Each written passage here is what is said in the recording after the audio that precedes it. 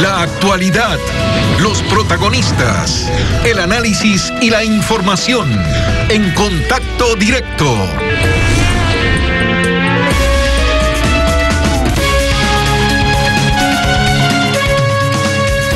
La crisis económica, la pandemia y la protesta social terminan generando un clima de inseguridad para los ciudadanos que no pueden desarrollar sus actividades de manera normal.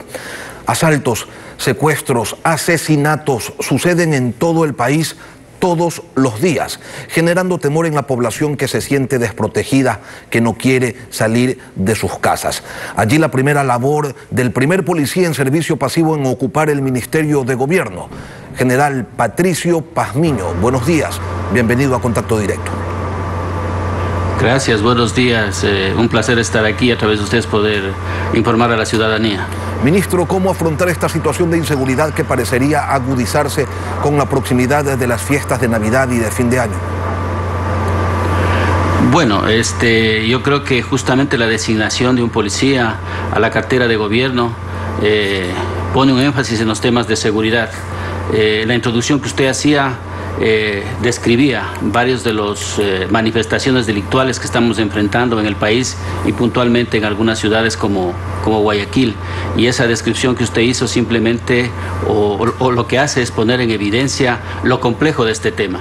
Y al hablar lo complejo de los temas de seguridad, lo primero que debemos hacer todos como sociedad, como Estado, es enfrentarlo de manera unida, de manera conjunta. Tenemos que entender que el tema de la seguridad tiene que ser tratado por fuera del tema político, y todos los actores de la sociedad, todos los actores del sistema de justicia debemos sumar esfuerzos para alcanzar este gran objetivo. Si trabajamos aislados nos hacemos débiles y la delincuencia se fortalece. En este sentido, el primer mensaje que yo he mandado es que vamos a abrir todos los diálogos y todas las puertas para trabajar en el tema de la seguridad con todos los actores, porque este no es un tema solamente del Ministerio de Gobierno, no es un tema solamente de la policía, sino que aquí tenemos que sumar todos los esfuerzos para alcanzar los mejores niveles de seguridad. Esto es lo que yo le diría en cuanto a mis primeras impresiones. Pero, ministro, en particular, ¿qué está pasando en Guayaquil? Ayer 3 asesinatos a distintas horas, robo a una entidad bancaria, balacera en un consultorio, un secuestro, robo a un restaurante. ¿Qué está ocurriendo en Guayaquil? No es normal, la gente no está acostumbrada a tanto delito en tan pocas horas y con tan poca distancia de tiempo entre uno y otro. ¿Qué ocurre?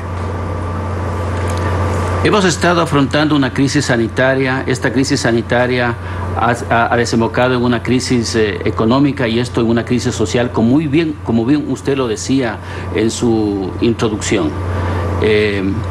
Esta crisis ha determinado que se expongan, que se hagan exponenciales algunos elementos que pueden estar abonando para que estos índices de delincuencia se estén incrementando.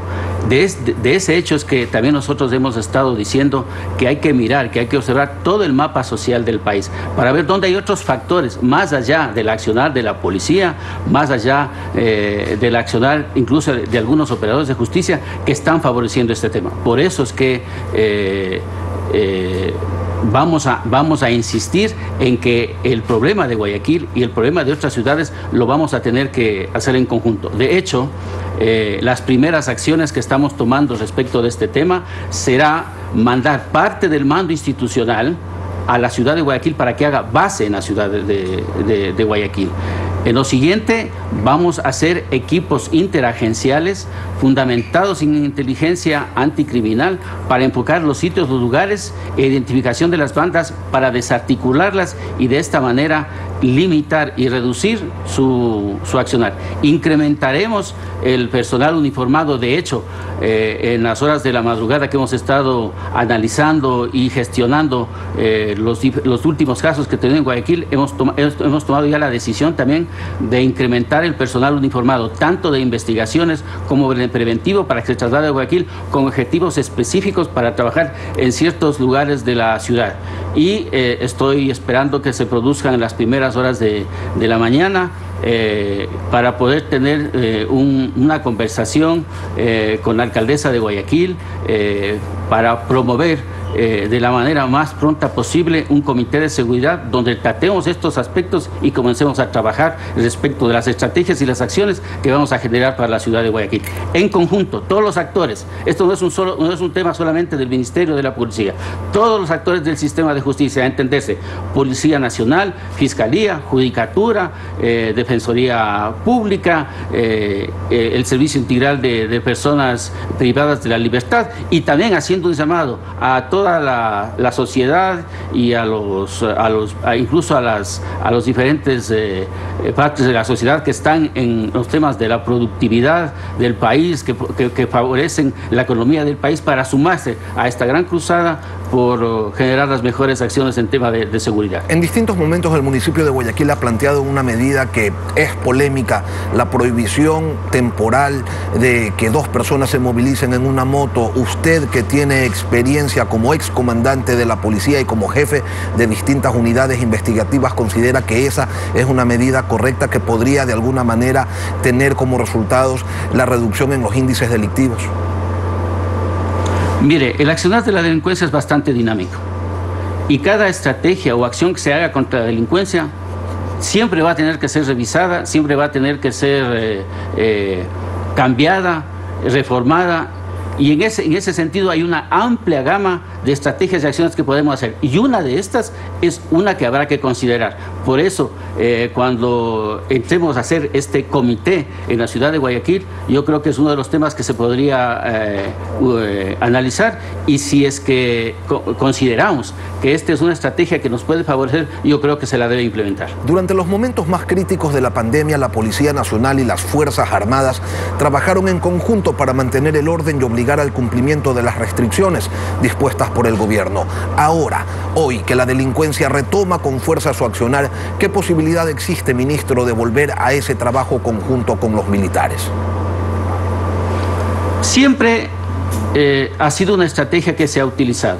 Yo no descarto esta estrategia. Es una estrategia que se puede volver a revisar, una estrategia que se puede volver a utilizar. Pero en este sentido, yo siempre quiero decir que hay unas estrategias disuasivas y esta es una de esas. Pero nosotros tenemos que enfocarnos en estrategias que permitan identificar, localizar, desarticular, judicializar y quitar el producto de la actividad criminal a las bandas criminales. Y eso lo hacemos con inteligencia criminal, que es una de las acciones que vamos a impulsar muchísimo, sumado a la de la tecnología, en lo que haremos en los temas de seguridad, en lo que viene por delante. Usted decía que se trata de un trabajo interinstitucional y es importante la labor que desarrolle o que desempeñe la justicia. ¿Le hace usted quizás un llamado al sistema, a los jueces, porque en muchas ocasiones se captura a los delincuentes y a las pocas horas salen nuevamente a las calles a delinquir con medidas sustitutivas? Sí, yo hago un llamado a todos los actores del sistema de justicia para que todos trabajemos en conjunto para que evitemos que cosas como estas suceden, incluso en el entendido que sabemos que la prisión preventiva tiene sus formas de aplicarse, pero hay casos en los que realmente nosotros tenemos que garantizar que quienes son un peligro y una amenaza para la sociedad estén debidamente guardados en las cárceles. Desde el 19 de febrero del año pasado usted se venía desempeñando como viceministro a cargo del área precisamente de seguridad. ¿Qué es lo que no pudo hacer como viceministro y que ahora como titular de la cartera sí implementará para reducir el impacto delictivo en las calles que genera temor en la población?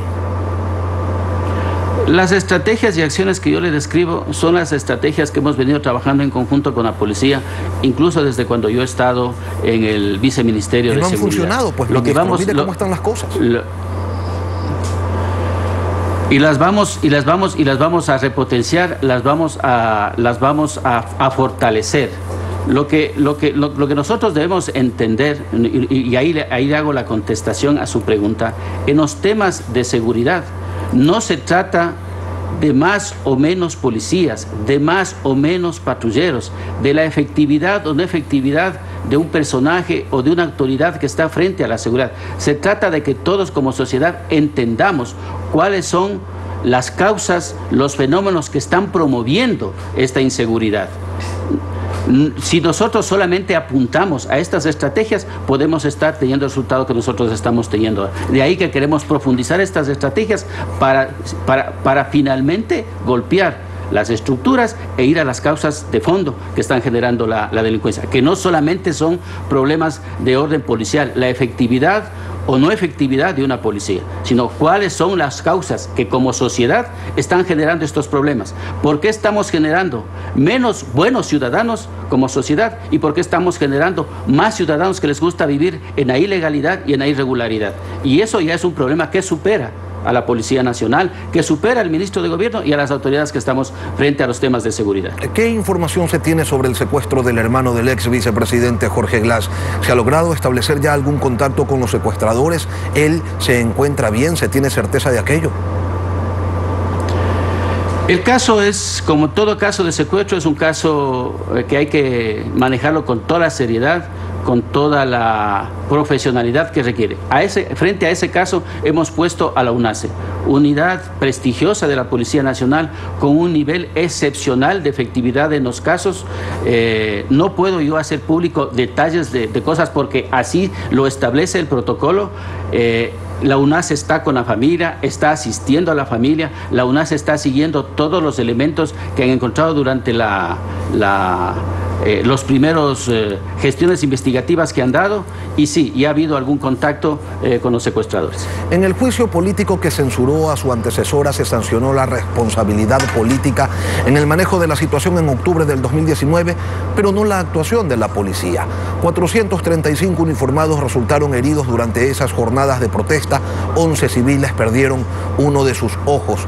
¿Hubo excesos en el uso de la fuerza por parte de los uniformados, ministro? Yo creo que no hubo exceso de la fuerza por parte de la policía. La policía tiene doctrina, tiene procedimientos muy claros y muy establecidos, incluso que son alineados con legislación internacional. Y la policía lo que hizo es aplicar esos procedimientos, aplicar esos conceptos para garantizar el orden público y la seguridad de todos los ciudadanos. Que manifestantes ministro, que manifestantes pierdan sus ojos durante el ejercicio de la protesta social es una constante en los países donde se han registrado situaciones como las que vivió Ecuador en octubre del año pasado. Le pregunto, ¿esto significa que hay una actuación similar de la policía de los distintos países en el momento de disparar las bombas lacrimógenas o se trata solo de una coincidencia? El hecho de que este tipo de lesiones se presenten tanto en quienes manifiestan cuanto en elementos de la fuerza pública, lo que quiere decir es que cuando se presentan este tipo de alteraciones en el orden público, quienes participan en la protesta se exponen a un tipo de riesgo y son conscientes de exponerse a este tipo de riesgo. Aún más allá, cuando los niveles de violencia suben a los niveles que se presentaron en octubre pasado en el país. Entonces, eso es un riesgo que existe fruto del propio ambiente y de las propias acciones que se generan durante la manifestación. La policía, desde luego, no sale a provocar estos aspectos, no sale a ocasionar estas lesiones. Son lesiones que se producen en el ejercicio mismo de la manifestación. La policía lo que sale es a garantizar los derechos. La policía lo que sale es a garantizar la paz y la tranquilidad. Tiene usted que manejar, ministro, el tema de la inseguridad, pero también la gestión y la negociación política. ¿Estos son temas en los que usted tiene alguna experiencia? La experiencia que me da la de ser un policía, de haber servido 37 años al país. El policía por esencia es un servidor, es un solucionador de problemas. La política es servir, la política es solucionar problemas. En este sentido yo voy a poner mi modesto contingente y mi modesta experiencia, pero de todas maneras la gestión de la política la marca el presidente. Él es el que está al frente como cabeza del gobierno de esta gestión, y yo como ministro de gobierno me sumaré a todas las acciones que va a generar con todo el gabinete el señor presidente en esta gestión. Yo creo que puedo contribuir desde mi información y desde mi profesión. Hay un evidente desgaste entre la relación ejecutivo-legislativo. Usted como ministro de gobierno, ¿qué va a hacer para recomponerla en los 6 meses que quedan de mandato, o de eso se va a encargar otra persona? Vamos a seguir la línea que nos ha marcado el señor presidente de la República, el diálogo. Y en este sentido yo voy a conversar con todos los actores sociales y políticos que tenga que conversar, con el juicio político a la exministra María Paula Romo. Se cerró un capítulo e iniciamos otro. General en servicio pasivo Patricio Pazmiño, ministro de Gobierno, gracias por acompañarnos hoy aquí en Contacto Directo. Gracias a usted, buenos días y quedo siempre a la orden. Un buen día. Vamos a una pausa y al volver en Contacto Directo, la oferta de campaña del candidato presidencial de Fuerza Ecuador. Ya nos acompaña Carlos Añay. Breve pausa y regresamos.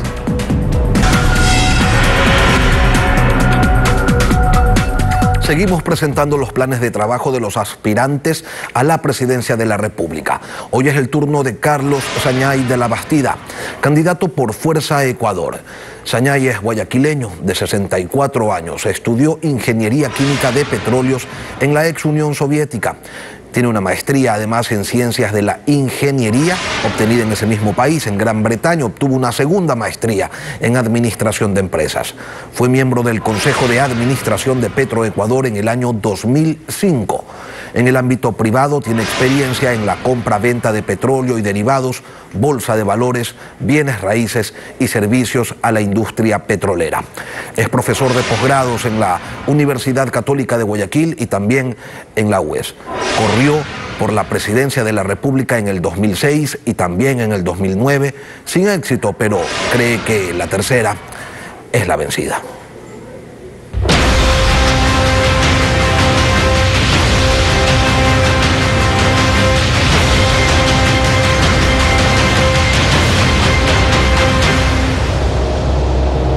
Carlos Sañay, buenos días, bienvenido a Contacto Directo. Usted va a tener un minuto para responder a las siguientes preguntas. ¿Empezamos? Muy buenos días, Lenin. Muchísimas gracias por esta invitación. Un cordial saludo a todos los televidentes de Ecuavisa. Aquí estoy listo para contestar sus preguntas. En su plan de trabajo se señala textualmente que toman lo mejor de cada tendencia política. Entendemos que de la derecha, que de la izquierda, que toman del correísmo. Eso no es lo mejor para mí. No me he referido a ninguna tendencia política de Ecuador. Cuando yo preparé mi programa de gobierno, yo especifiqué que lo había preparado en Gran Bretaña y había tomado lo mejor de diferencias de tendencias políticas, pero de Gran Bretaña, liberal, laborista y conservador. Especialmente políticas que se tomaron después de la Segunda Guerra Mundial, cuando Gran Bretaña estaba devastado. La creación de riqueza y de empleo son centrales en su plan de gobierno, así dice el documento. ¿Cómo lograrlo? Es la pregunta. Vamos a bajar las tasas de interés permitiendo la competencia internacional de bancos. Eso es en primer lugar, porque las tasas de interés son prohibitivas actualmente, son de chulqueros. Básicamente yo digo que los bancos son los principales culpables de la falta de desarrollo en el país. Y segundo, voy a presupuestar con base cero. Esto significa no voy a tomar en cuenta los presupuestos de la corrupción, que son los presupuestos de los años pasados, de gobiernos pasados. Allí está incorporado 30% de la coima, 30% de 30.000 millones de dólares, son 9.000 millones de dólares que ahorraré en un año, y ese es el déficit actual del Ecuador. Es decir, en el primer año voy a eliminar el déficit ecuatoriano. ¿Qué hace falta una reforma tributaria? Sostiene también su plan de gobierno. ¿En qué sentido? ¿Qué impuestos se bajan? ¿Qué impuestos se mantienen? ¿Qué impuestos suben? Actualmente nosotros tenemos una crisis económica, social, política, moral y ética. No podemos bajar los impuestos actualmente porque no vamos a tener mayores ingresos el próximo año. Al contrario, los ingresos del próximo año serán menores que actualmente y se pronostica que el próximo año el déficit será de 16.000 millones de dólares. En esas circunstancias nosotros no podemos bajar el IVA, no podemos bajar otros impuestos como anteriormente yo pensaba hacer. Pero en esta ocasión vamos a tener que postergar esa decisión para un par de años después de cuando nosotros hayamos resuelto el problema del déficit y el problema de la deuda. Es decir, cuando habremos sacado al país de la recesión en la que nos encontramos. Pero, por ejemplo, el Fondo Monetario Internacional solicita al país que para que se garantice el cumplimiento de las obligaciones se incremente el IVA. ¿Tampoco? No, porque nosotros vamos a ahorrar 9.000 millones de dólares en el primer año. El gobierno actual no hace eso. Cuando yo me siente con el Fondo Monetario Internacional, indicaré justamente eso, que estamos eliminando el elemento de coima del 30% que ha sido incorporado en todos los presupuestos por muchísimos años, que ha encarecido al país a tal punto que ahora el ministro de Finanzas dice que tenemos una deflación y que hay que pensar en bajar los sueldos de los ciudadanos. Pero eso es imposible. El acuerdo con el FMI.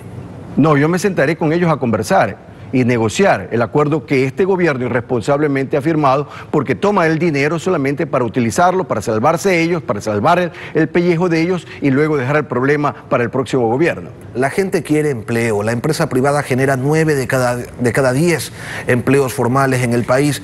¿Cómo incentivar al sector productivo para que continúe contratando? Bueno, ya lo dije, en primer lugar vamos a bajar las tasas de interés, en segundo lugar vamos a bajar los costos presupuestando con base cero. Esto va a incentivar obviamente a muchos ciudadanos a emprender, porque actualmente no pueden emprender con tasas de interés que son de chulqueros, de 20, 25%, pero nosotros vamos a bajar las tasas de interés a nivel internacional, y a nivel internacional en Estados Unidos, Europa, en Gran Bretaña, está cerca de cero el costo del capital, que es la tasa de interés. Es decir, aquí vamos a tener tasas de interés de 2, 3% que representa el riesgo individual de cada persona. De esa manera vamos a crear empleo, y además hay una tercera parte que es el sistema legal. Con el sistema legal actual nosotros no vamos a tener inversión nacional y extranjera, así que vamos a reformar el sistema legal de tal manera que el ciudadano ecuatoriano crea que el sistema legal es independiente, y eso solamente lo puede garantizar una persona independiente como yo. Usted habla de un plan de vivienda. La construcción es sin duda un sector que dinamiza de manera potente las economías.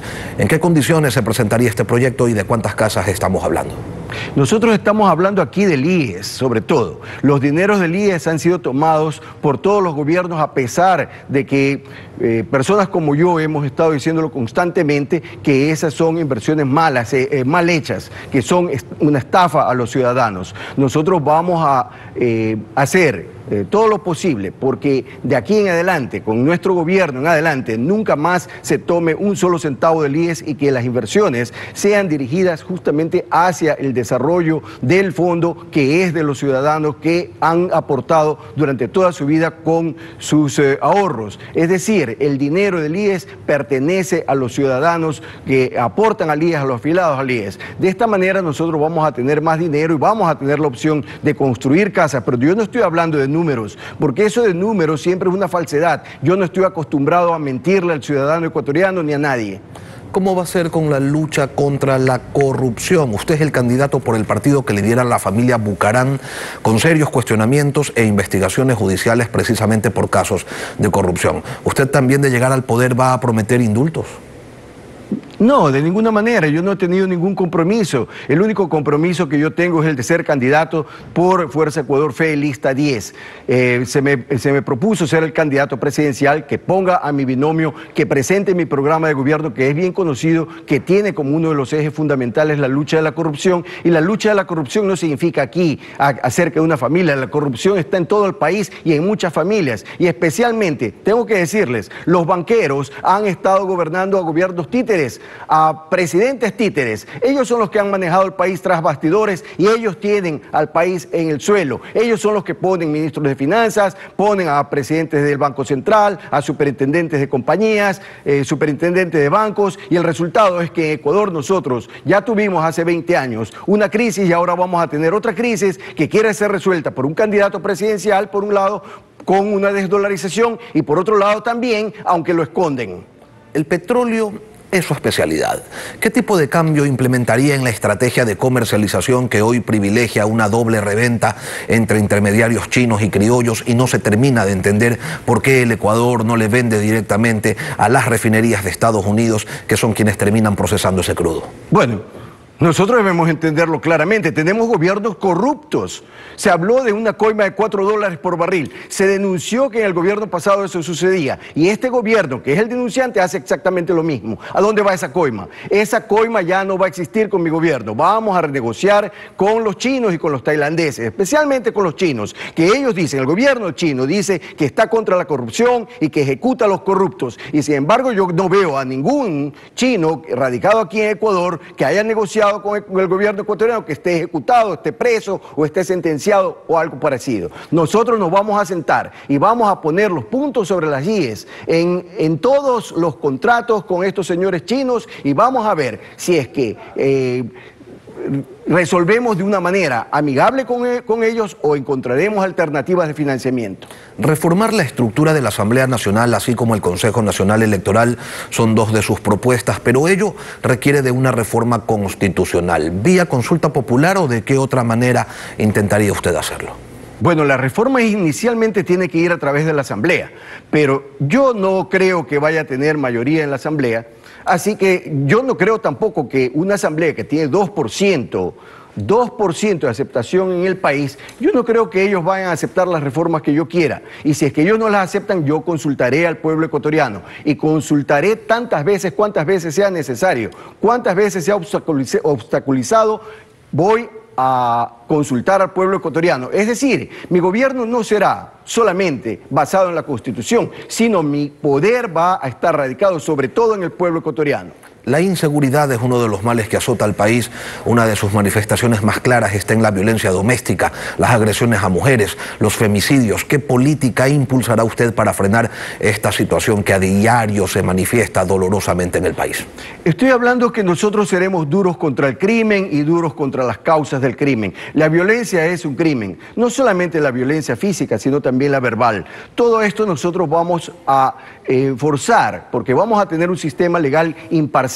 Yo no necesito ser dueño de fiscales ni de jueces, no necesito vengarme de nadie, no tengo ninguna rencilla con nadie. Así que la justicia en Ecuador va a ser totalmente independiente del Poder Ejecutivo. Pero eso sí, vamos a fortalecer esas penas, hacerlas más fuertes y que se cumplan en su totalidad, no que se cumplan a medias con una alcahuetería del 2x1. El que tiene una sentencia la va a tener que cumplir completamente y además vamos a impulsar también la cadena perpetua. Esto desde el año 2006 yo lo propuse y vamos a hacer que se cumpla. Pero necesitamos jueces y fiscales probos con un sistema de escalafón, de tal manera que los mejores ciudadanos ecuatorianos, los más preparados, los que tienen la mayor experiencia, aquellos que sean más transparentes, aquellos que sean realmente probados en su eficiencia, en su calidad de personas, ellos van a ser los preparados para ser jueces y fiscales. De tal manera nosotros todos los ecuatorianos, vamos a aceptar lo que la justicia determina porque será una justicia bien administrada, no para satisfacer la sed de venganza de nadie. Finalmente, un mensaje para los electores.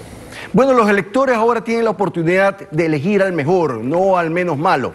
Antes de ser candidato decían no tenemos por quién votar. Una vez que fui candidato me criticaron por la alianza. Sin embargo, tengo que decir que la ley electoral corrupta y este código de la democracia corrupto, que nosotros vemos que tenemos un sistema corrupto con un Consejo Nacional Electoral que deja mucho que desear, ahora tienen la brillante oportunidad de elegir al mejor. Me criticaron y sin embargo no me quedó a mí ninguna otra alternativa, sino que ir de movimiento político en movimiento político y partido político buscando una candidatura presidencial porque he trabajado 15 años dedicando mi tiempo, mi conocimiento y mi experiencia al servicio de todos los ecuatorianos. Por eso soy político, porque sirvo al ciudadano ecuatoriano y ustedes tienen esa oportunidad de revisar todos los candidatos. Revísenme a mí desde el día en que yo nací y escojan al mejor porque la crisis que tenemos tiene que ser solucionada por una persona que tiene la capacidad de hacerlo, el conocimiento y sobre todo la experiencia y las ganas de hacerlo con transparencia, con ejemplo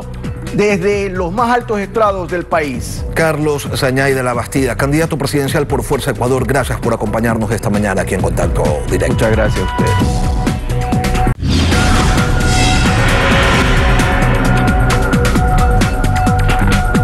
Son las 7 de la mañana con 30 minutos. Concluimos esta emisión de Contacto Directo. A ustedes, como siempre, gracias por la sintonía. Lenin, nos vemos el próximo viernes. Que tengan todos un buen fin de semana. Anden con cuidado por la pandemia del COVID y también por la pandemia de la inseguridad. Hasta entonces.